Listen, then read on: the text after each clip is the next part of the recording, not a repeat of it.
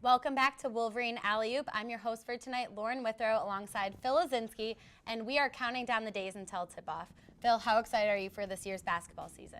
You know what, Lauren, I'm actually very excited because for the first time in my college experience, I have season tickets for the basketball games. So not only am I going to get to see more games, but I just get to enjoy seeing the progression of this team from the beginning of the year to the end, which is something I unfortunately haven't done as much in the past, so I'm definitely looking forward to that. That definitely is more exciting, and you'll be able to see not just the big games, but the smaller games too, and who knows what's going to happen there. We might see some players making big moves during those games. Yeah, especially the freshmen, who we are going to talk about in detail today. So both the men's and women's basketball teams will play their first exhibition games in just over 2 weeks. That gives us just enough time to break down the new faces you'll be seeing repping maize and blue jerseys on the court this year. Our first freshman player profile for today is 6'10" big Colin Castleton. Last year, Castleton led his Daytona Beach high school team, averaging over 24 points, 11 rebounds, and 5 blocks per game. One of the first schools to actually contact Castleton in the recruiting process was Michigan assistant coach Luke Yaklich's former school, Illinois State. When Yaklich joined the Michigan program, he kept in contact with Castleton, and now the two are reunited here in Ann Arbor. Castleton suffered from a broken right shooting hand earlier this summer, benching him during the team's abroad trip in Spain. Though we haven't seen Castleton in game action yet, he's expected to compete for the minutes at the backup center spot behind junior John Teske. Just last week at Michigan Basketball Media Day, head coach John Beilein said that Castleton needs to build his physical strength before he makes his way into the rotation. You know what, Lauren? Colin Castleton is definitely an intriguing player, and with the void that we need to fill from Mo Wagner, I think we need a lot of good, talented young bigs on our team. And luckily we have more than one, and I'm going to talk about the other one coming in today, right now. My freshman profile of the day is Brandon Johns Jr. He is a 6'8" forward from East Lansing, Michigan, and he is highly regarded coming in as the best high school player in the state of Michigan for the class of 2018 and the 60th best player in the nation. In high school, he finished runner-up for Mr. Basketball and was a 4-year varsity starter and captain. In his senior year, he led East Lansing to a state quarterfinal, scoring 28 points per game, 11 rebounds per game, and 2.5 blocks per game, and put up a career-high 51-point game against Lansing Sexton. While Michigan State was the clear frontrunner for John's collegiate play, he ended up switching to Michigan at the last minute, and we are certainly glad that he made that decision. Emily Kiser is an incoming 6'3" freshman from Noblesville, Indiana. As a senior, she averaged 21 points and 13 rebounds per game and put up a pair of 20-point-20 rebound games.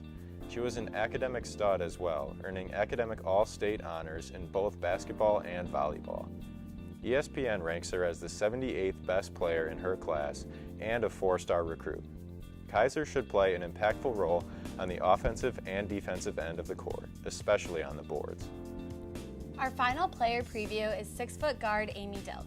During her senior year, Dilk was named Indiana Miss Basketball, Indiana Gatorade Player of the Year, and was also a member of the 2018 All-Star team. Last year, Dilk averaged over 17 points, 6 assists, and 5 rebounds per game, leading her high school team to a 24-3 record and a sectional title. Dilk is expected to be the Wolverines' new starting point guard and will play a crucial role in filling the offensive void left by last year's leading scorer, Caitlin Flaherty. You know what's interesting, Phil, is that actually both of these girls played against each other from rival high schools back at home, and now they're coming here to Michigan and they're joining the same team. Absolutely. So there's a little bit of animosity there, but I think that rivalry will push them to be good teammates, and I have a lot of expectations for the women's team this year as well. Right. During an interview with Amy Dilk this summer, she actually said that one of the things that drew her to Michigan was the coaching staff, but also the girls that she saw were going to be in her recruiting class. So probably knowing each other back in high school, they probably kind of had that rivalry, but also admired each other. So absolutely, it'll be cool to watch that dynamic. Absolutely. And that is all that we have for you guys today.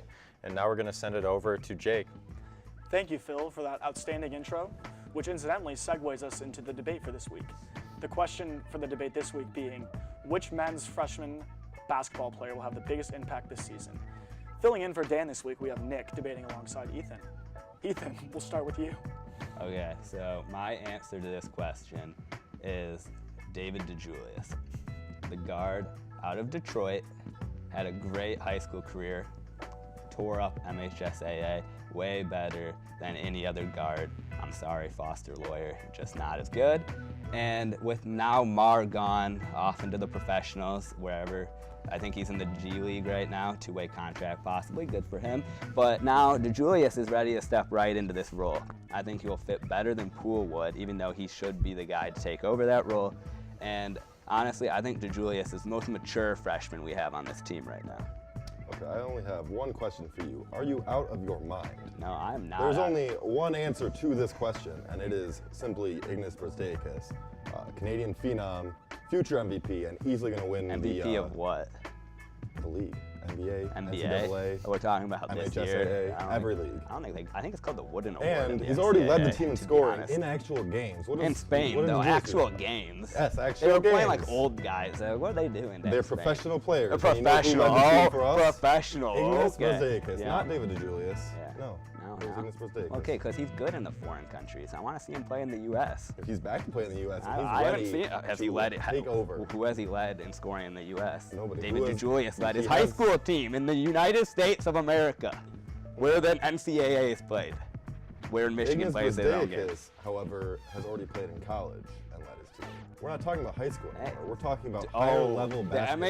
MHSAA is way It's better not a than very where good league. Brazdeikis played in his Ignas college. Brazdeikis played all across his great nation All, of Canada. all 20 All of them? across. He's All on- 20 he's of on them the were in the under-18 league? Olympic team. Oh, He was just okay. killing it there. Yeah. There's no way that anybody but Iggy will lead this team.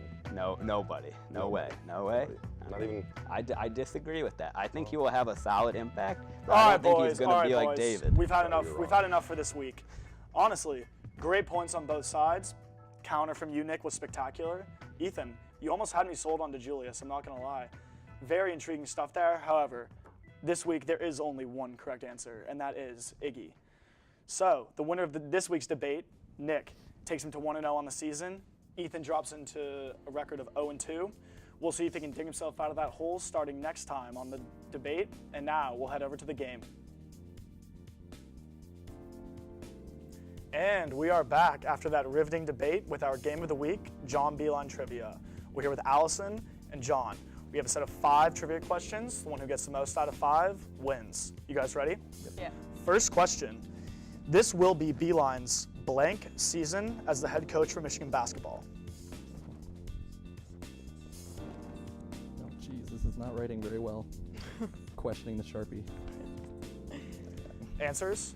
We have 13 for John, 12 for Allison. The correct answer is 12. So that's 1 for Allison, 0 for John. Definitely the Sharpie. Next question. In which years was Beilein's Michigan team Big Ten regular season champions?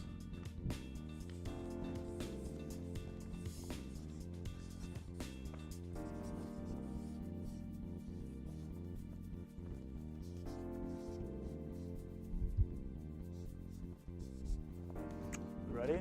So the correct answers were 2011, 2012, and 2013, 2014. So correct for both, 2 for Allison, 1 for John. Question 3. How many times have the Wolverines become Big Ten tournament champions under Beilein?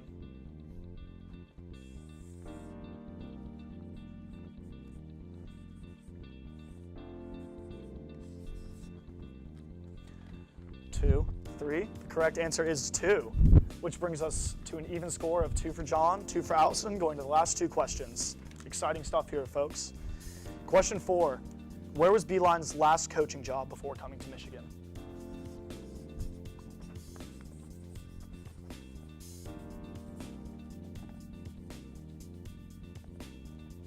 West Virginia, West Virginia. West Virginia is the correct answer, which means we are tied going into our last question.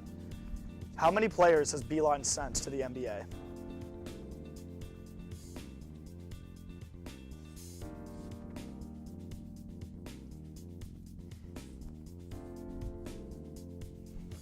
Eleven. And the correct answer is actually 9 players. So that gives us a tie, 3 each. Luckily, we prepared for this situation. We have a tie-breaking question. You guys ready? All comes down to this. Give me a second. Here we go. Where does John Beilein's son coach?